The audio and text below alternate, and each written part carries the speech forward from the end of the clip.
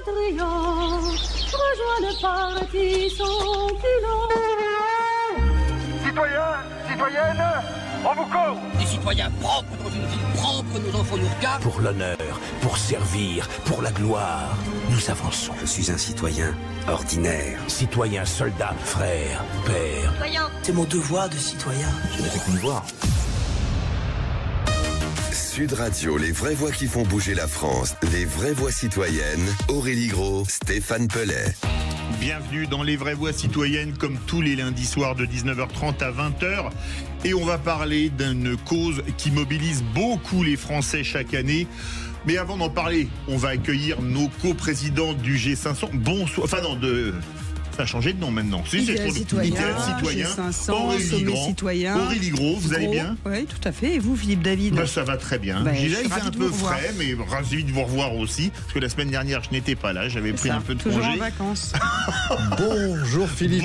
Alors en fait, bonsoir vous Stéphane cherchez Pellet. la précision, c'est le G500. C'est un nom générique. C'est un petit peu comme les débuts du Téléthon. Mais maintenant, nous sommes 3000 associations fédérées dans ce mouvement idéal citoyen. Voilà. Et de l'AFM Téléthon d'ailleurs, parce que maintenant c'est plus le Téléthon, c'est l'AFM Téléthon théoriquement.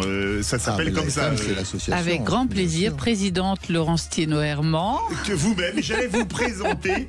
On va donc parler du Téléthon avec Laurence Thiénot-Herman, présidente de l'AFM Téléthon depuis 2003. Vous menez d'ailleurs ce combat au nom de votre fils atteint de myopathie. Alors, comme chaque lundi soir, on vous accueille. 20 000 familles sont soutenues chaque année. 1400 chercheurs mobilisés. 300 essais cliniques en cours. Une seule ambition, guérir. On est à quelques jours du grand week-end du Téléthon.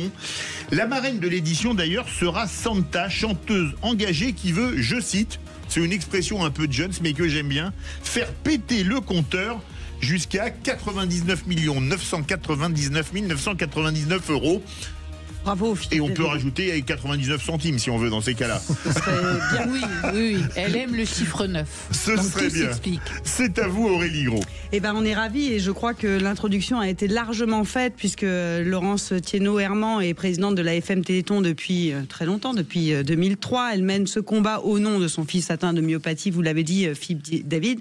Et on peut dire que c'est une femme aux 1000 combats ou aux 999 combats pour être dans le thème de Santa. Cette année, alors. Et elle incarne cette force du collectif, de la famille, des chercheurs, du bénévole. Donc on est particulièrement ravis de vous avoir ce soir avec nous. Merci. Et moi, Merci à vous. je suis ravie d'être avec vous ce soir.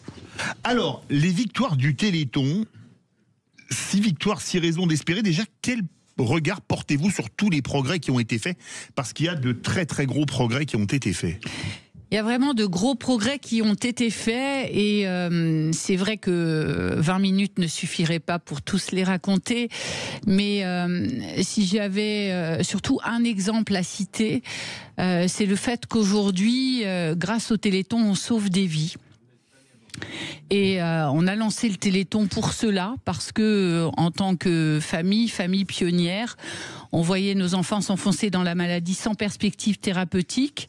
Le combat du Téléthon, c'est le combat contre 7000 maladies rares. Mais aujourd'hui, pour certaines d'entre elles, et j'en citerai une parce que je pense qu'elle est emblématique du combat du Téléthon, c'est l'amyotrophie spinale infantile de type 1. Ce sont des bébés qui meurent avant l'âge de 2 ans. Quand il n'y a pas de traitement. Et aujourd'hui, il y a un traitement de thérapie génique qui sauve ces bébés. Un traitement qui est né dans les laboratoires du Téléthon et plus particulièrement à Généthon. Et ça, c'est vraiment un objet de fierté. Et ça leur permet d'avoir une espérance de vie de combien d'années? Alors, le recul que nous avons avec ce premier traitement, c'est un traitement qui est mis à disposition depuis 2019 aux États-Unis, depuis 2020 en France. Donc, on a 5 à 6 ans de recul, sachant que l'essai dans ce traitement-là a débuté en 2016. Et donc, vous voyez, on a quelques années de recul. Et avec ces quelques années de recul, aujourd'hui, en effet, ces enfants vont bien. Des enfants, enfin, quand je croise des parents, je vais juste vous citer un exemple. Il n'y a pas très longtemps, je donnais une conférence à Barlin, dans le Pas-de-Calais. Et donc, il y a une maman qui est arrivée avec des petits jumeaux. Ils avaient tout juste 6 mois. Et elle est venue vers moi et elle me disait un immense merci parce que sans vous, sans le Téléthon, sans les familles, sans l'excellence des chercheurs, mes bébés ne seraient plus là, les petits jumeaux atteints d'amyotrophie spinale infantile de type 1. Et donc, 2 petits bambas qu'elle m'a mis dans les bras, ça fait partie des moments d'émotion tellement bouleversants parce que j'avais vraiment les larmes qui coulaient spontanément avec ces enfants dans les bras et de me dire, grâce à ce qu'on fait, grâce à ce que fait le Téléthon, ils sont là, c'est extraordinaire. Et justement, pour nos auditeurs, parce que tout le monde connaît le Téléthon, je pense que qui ne connaît pas le Téléthon, mais est-ce que vous pouvez nous dire qu'est-ce que le Téléthon? Parce que l'AFM Téléthon, c'est bien plus immense que ce qu'on peut l'imaginer. Voilà, au-delà de l'événement médiatique, la place qu'a pris cette structure dans tous les champs, c'est-à-dire le quotidien des personnes atteintes, mais aussi la recherche, les essais, etc. Oui, et c'est vrai que le Téléthon, c'est quelques heures ou quelques jours, et merci de nous donner la parole dans ces jours qui précèdent le Téléthon, mais ce qu'il y a derrière, alors que parfois pour certaines ou certains, c'est de se dire ça permet de financer une recherche. Voilà. Aujourd'hui, c'est bien plus que ça, parce que derrière le Téléthon, en effet, c'est d'abord la volonté des familles, très clairement, qui ont fait des choix courageux, audacieux, de construire des propres laboratoires de recherche. Nous avons nos propres laboratoires de recherche, nous avons des laboratoires, certains travaillés sur de la thérapie génique, d'autres sur la thérapie cellulaire, d'autres sur les connaissances des muscles. Pour les auditeurs, quelle est la différence entre la thérapie génique et la thérapie cellulaire? Alors la thérapie génique, c'est on va dire greffe de gène, c'est remplacer un gène défaillant dans une cellule. Et puis la thérapie cellulaire, c'est de la greffe de cellules, c'est remplacer une cellule ou des cellules défaillantes. D'accord. Donc, vous voyez, pour ceux qui ont quelques notions en de mémoire, biologie. quelques notions de biologie, et donc des choix courageux, des familles déterminées, des choix courageux, d'aller dans des voies thérapeutiques très très innovantes.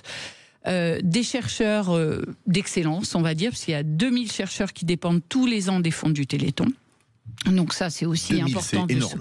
2000 chercheurs qui sont financés, plus de 2000 chercheurs qui sont financés par les fonds du Téléthon, 300 programmes de recherche tous les ans, 40 essais chez l'homme aujourd'hui, et c'est vraiment une somme d'intelligence, une volonté aussi, quand je parlais de choix courageux, d'avoir une concentration d'intelligence et de moyens pour faire sauter des goulots d'étranglement, pour avancer sur le chemin du médicament. C'est-à-dire partir d'une recherche, mais se dire après cette recherche, une fois qu'on a financé une recherche en bout de paillasse ou chez la souris, qu'est-ce que ça va donner ensuite? Il faut aller chez l'homme, aux essais chez l'homme, et ensuite il faut aller vers évidemment les traitements. Donc c'est cette volonté farouche, cette détermination, avec un écosystème extrêmement important aussi, parce qu'il faut savoir qu'il y a à peu près une trentaine de structures qui dépendent du succès du Téléthon. Donc quand on met le compteur à zéro, on a vraiment très très peur, parce que la vocation première, c'est en effet de financer une recherche d'excellence qui va nous permettre de développer des traitements très innovants qui concernent les maladies rares. Oui. Alors, les maladies rares, on peut se dire, elles sont rares, donc pas très nombreuses. Si, 7000 maladies rares différentes. Oui. Et si on additionne... Maladie rare, maladie orpheline, c'est la même chose? Oui, alors orpheline, ça veut dire orpheline de traitement. D'accord. Et donc, pour ces 7000 maladies rares, aujourd'hui, grâce au Téléthon, 5% d'entre elles, pour 5% d'entre elles, il y a des traitements. Ça, c'est la bonne nouvelle. C'est grâce au Téléthon, en grande partie.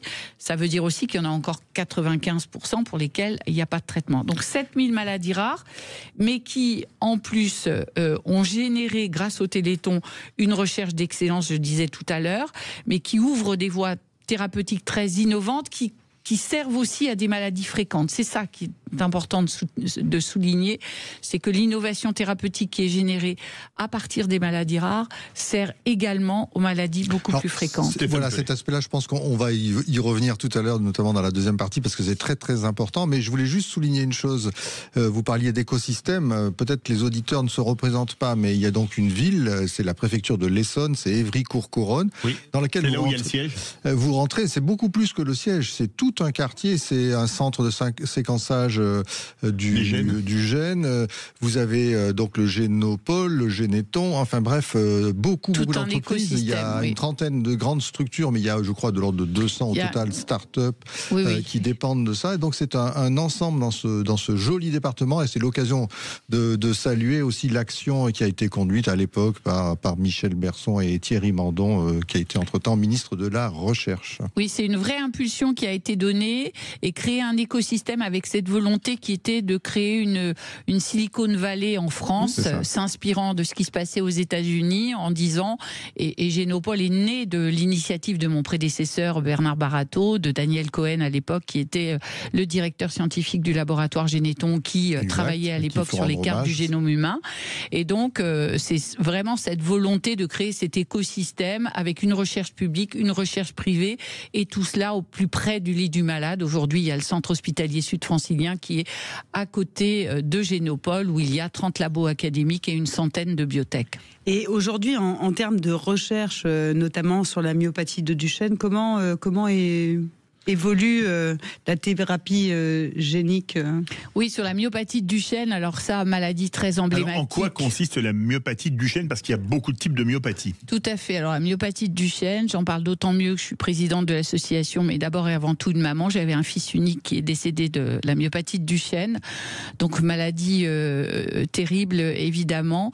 Et maladie génétique. Alors, parfois, certains pourraient se dire, et je me permets cette petite parenthèse, maladie génétique, il n'y en a pas dans ma famille. Bon, alors donc je ne suis pas concernée pour ma part, et c'est le cas dans un certain nombre de familles. J'ai pas d'antécédents génétiques, je ne suis pas transmettrice, et pour autant j'ai eu un enfant concerné par la myopathie de Duchenne. Donc c'est une maladie qui fait que les enfants naissent comme tous les autres.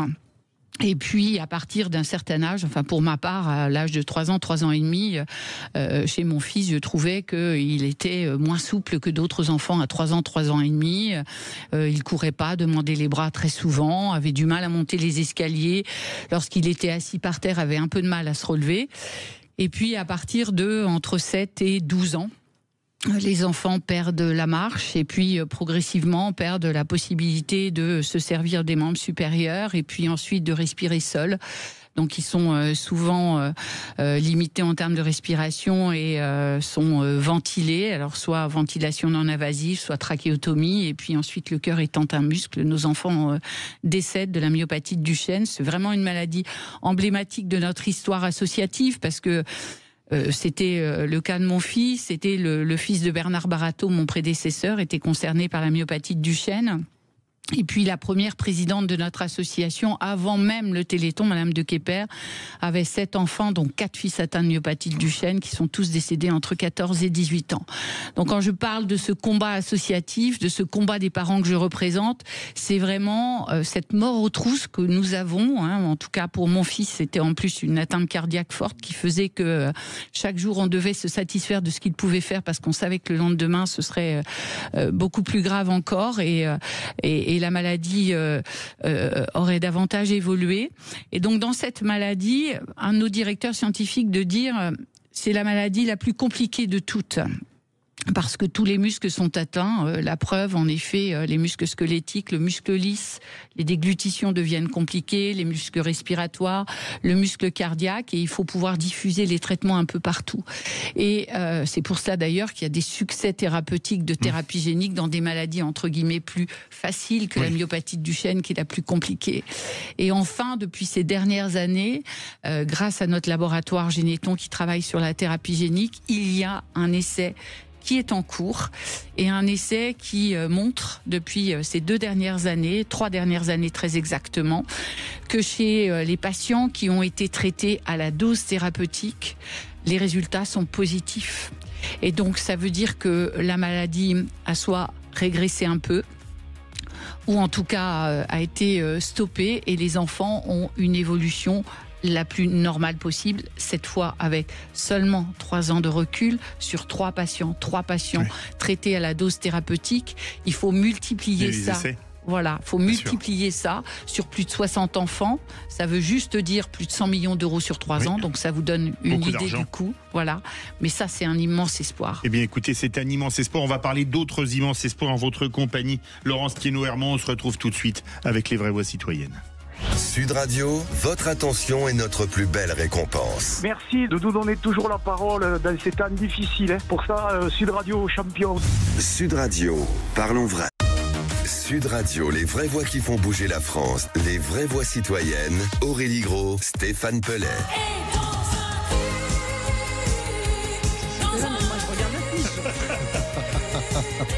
C'est la chanson. Alors nous sommes bien évidemment avec Aurélie Gros, Stéphane Pellet et Laurence Thiénot-Hermant, présidente de l'AFM-TLT. Ah oui, elle danse très bien. Hein. Bah oui, là j'ai montré une grosse capacité à danser. Oui, vous auriez pu être Claudette. Non, mais on le fera le 5, le 6, le week-end du Téléthon. Le principe de quand même, hein, c'est 15 000 communes, de danser partout en France cette chorégraphie. Alors parlez-nous de cette chorégraphie. Vous qui êtes une excellente danseuse, Aurélie Gros, vous l'avez prouvé il y a quelques instants. Une semaine que je m'entraîne, c'est terrible, ça marche très très bien, grand succès.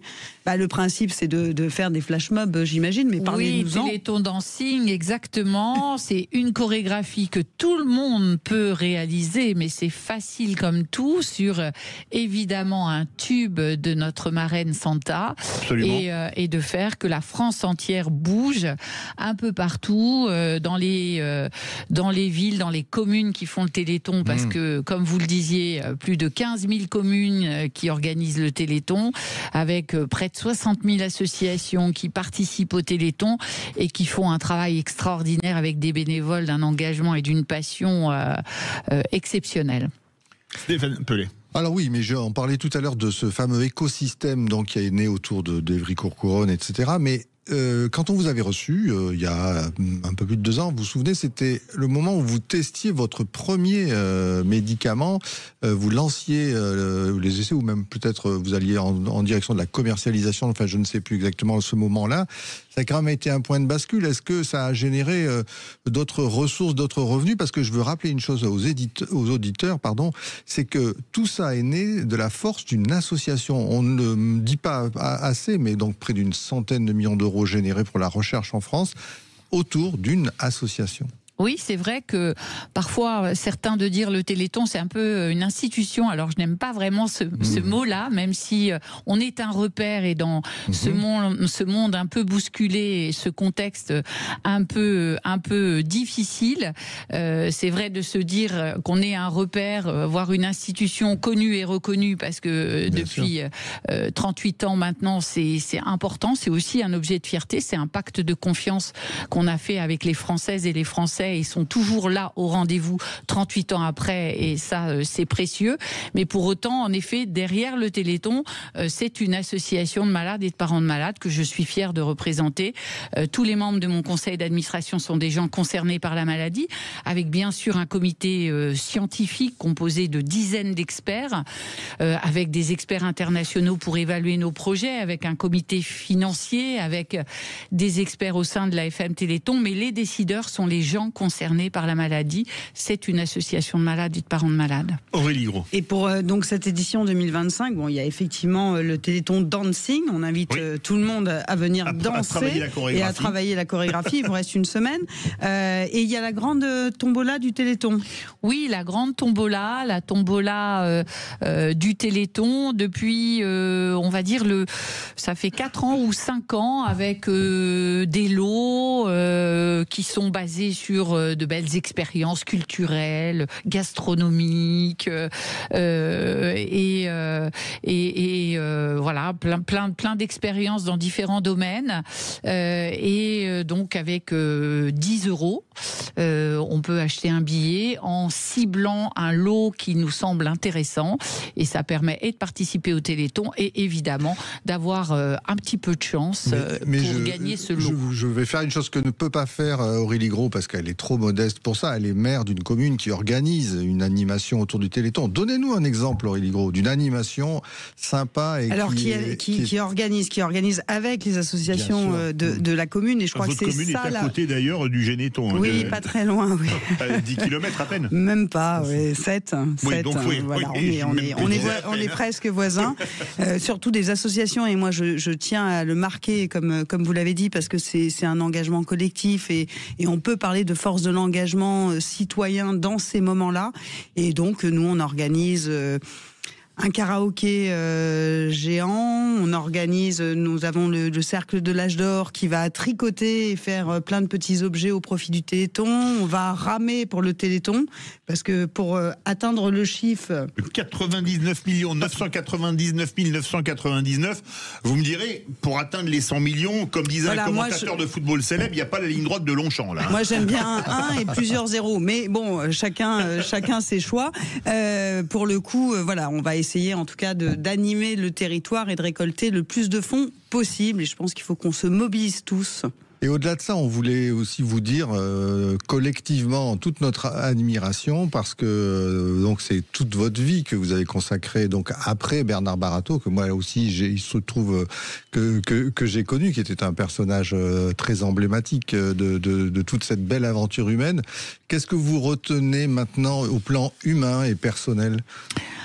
Oui, parce que le Téléthon, pour moi, enfin l'engagement associatif, c'est le combat d'une vie. Et quand on a un enfant unique et qui s'enfonce dans la maladie et qui part de cette maladie, après, je pense que dans les auditrices et les auditeurs qui m'entendent et ceux qui ont perdu un enfant savent combien on survit après.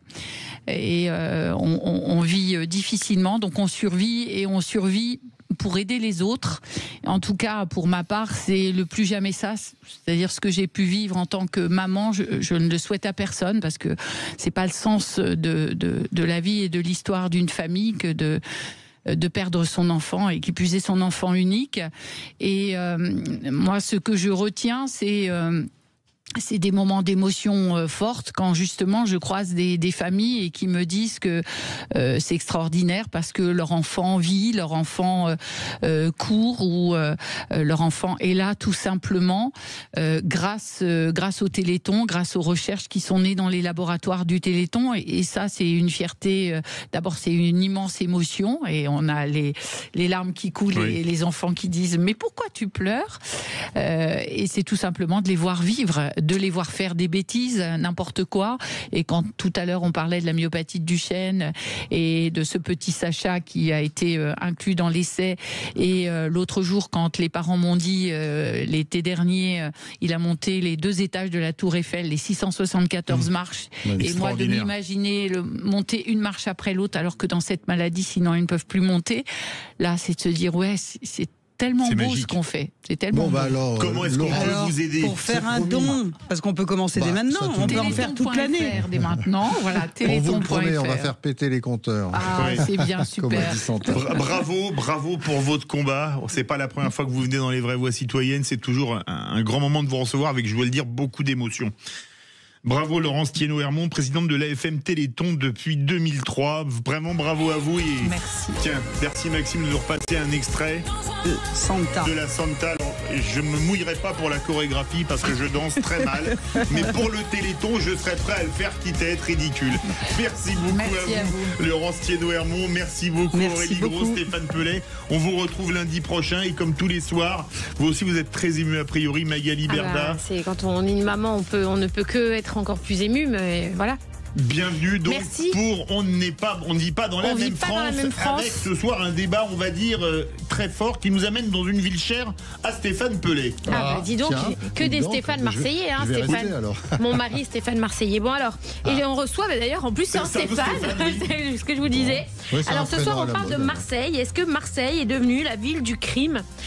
Et on reçoit pour débattre de ce sujet Stéphane Tapie, le fils de Bernard Tapie, qui ne peut mieux s'exprimer sur Marseille que Stéphane Tapie, homme d'affaires et donc fils de Bernard Tapie, qui va débattre avec Franck Alizio, qui est député RN des Bouches-du-Rhône et qui est candidat à la mairie de Marseille.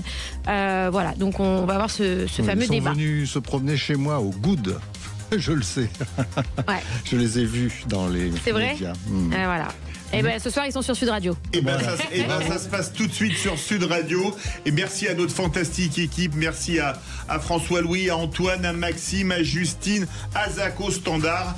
Et nous, on se retrouve tout de suite avec Magali Berda. Sud Radio. Sud Radio. Parlons vrai. Parlons vrai. Sud Radio. Parlons vrai.